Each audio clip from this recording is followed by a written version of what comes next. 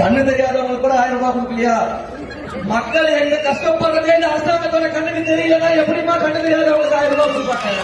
இவ்வளவு மக்கள் கஷ்டப்படுறதே இந்த அரசாங்கத்தோட கண்ணுக்கு தெரியலையே.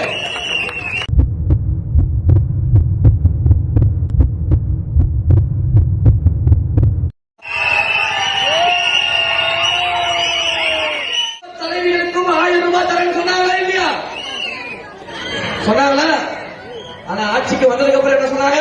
தகுதி வாய்ந்த குடும்ப தலைவிக்கு மட்டும்தான் நாங்க 1000 ரூபாய் கொடுப்போம். ஏன் எங்க அம்மாவுக்கு தகுதி இல்லையா? இங்க இருக்கக்கூடிய எங்க அக்காவுக்கு தகுதி இல்லையா? யாருக்கு தகுதி இருக்கு? திமுக இருக்கக்கூடிய பெண்களுக்கு மட்டும் தான் தகுதி இருக்குது. அவங்களுக்கு மட்டும் 1000 ரூபாய் கொடுப்பீங்க. 1000 ரூபாய் வாங்குற லிஸ்ட் எல்லாம் எடுத்து பாருங்க.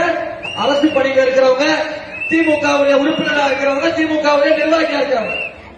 அப்ப அவங்களுக்கு மட்டும்தான் அந்த 1000 ரூபாய் தகுதி இருக்குதா?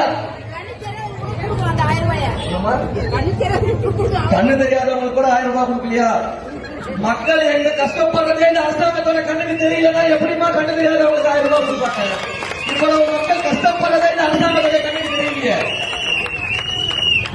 1967 அறிஞர் அண்ணா எப்படி ஒரு இந்தியா முழுக்க ஒரு பண்ணையாராட்சியா என்பதை மாற்றி மக்களாட்சியை கொடுத்தாரோ, 1977 ஊழலாட்சி திமுக நீதி கருதி புரட்சித் தலைவர் எம்ஜிஆர் அவர்கள் ஒரு மக்களாட்சியை கொடுத்தாரோ, 2026 அண்ணாவாக எம்ஜிஆராக நமது தலைவர் தளபதி ஒரு மாபெரும் மக்களாட்சியை கொடுத்தார். அப்படி இல்லை, எந்த விதமான சந்தேகமும் கிடையாது.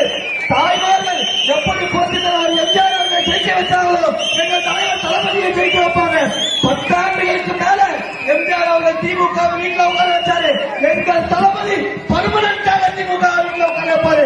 இது எந்த விதமான மாற்று கருத்து கிடையாது.